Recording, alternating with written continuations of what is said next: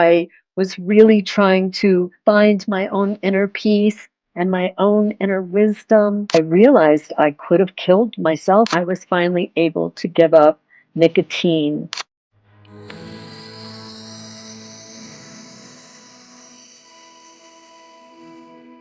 So, was there a moment when you realized you needed to change, like a point of awakening that started your healing journey? Yes, I mean, when I left home at 17 and I went to California, I started the journey of wanting to heal. But like I said, it was two steps forward and one step back. Or I would go back home and there would be some other encounter with my family, and that pain still existed because I was still in my family and I so wanted my family to heal.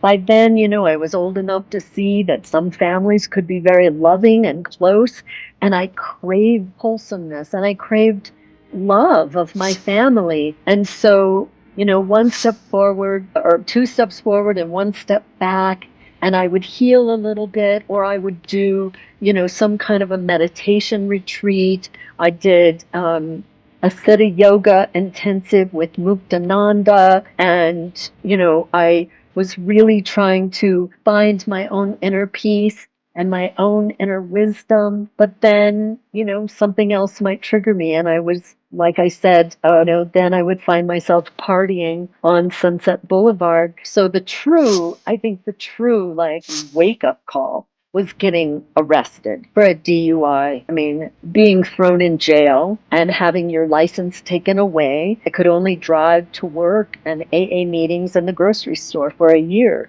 and had to pay, a heavy fine, and had court ordered AA meetings. I mean, I felt horrible, and I realized I could have killed myself. I could have killed another person. And then I finally realized, that I deserved. It took a long time, but then I realized through therapy and through all of the modalities that I used, I finally realized that I deserved to have a good life. I deserved to have a good relationship and to get married and to have a child. And I deserved to thrive, and I deserved to fulfill my highest potential as a human. But I think, I call it a miracle that it was a miracle that I got thrown in jail, because that woke me up. And then it was a miracle that I walk into an AA meeting and Ringo Starr, for God's sakes, welcomes me.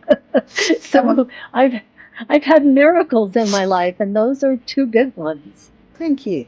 And it was a turning point for you to turn a new leaf as well. Absolutely. That was a wonderful time in my life of getting sober. And then it took another 5 years to stop smoking. Smoking was and then such an addiction, and it's so pervasive. And that was actually a miracle as well. I found in Santa Monica, California, I found a Seventh Day Adventist program, which was not religious, or the minister, Rocky, did not proselytize at all. He just wanted to help people quit smoking. I made Rocky my higher power. And finally, 5 years after getting completely sober off of drugs and alcohol, then I was finally able to give up nicotine as well. And my heart goes out to anyone who has a nicotine addiction, because it truly does hijack the brain. And it really did bring me to my knees. I cried